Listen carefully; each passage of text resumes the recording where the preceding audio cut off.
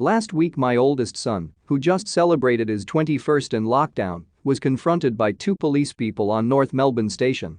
My son was on his way to work. He can't get his license due to lockdown, he can't get to work with a mate due to COVID restrictions, so he catches a train and a bus and walks to get from Brunswick to Sunshine for work.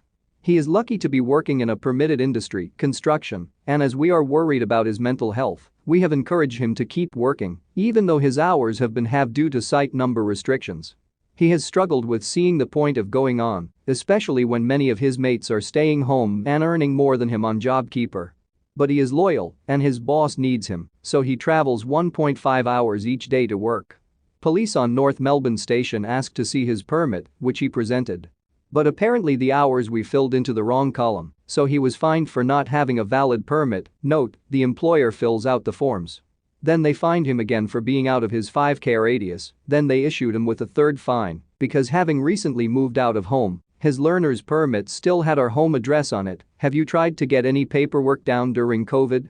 Everything takes twice as long. Then they made him return home, so he lost that day's shift. More than $2,000 in fines for a young man doing his best, trying to keep going, trying to manage his mental health and keep his job. My heart is breaking. We have stood by and watched our teens struggle through lockdown, but believed it was for the common good. But this has shaken my resolve and goodwill.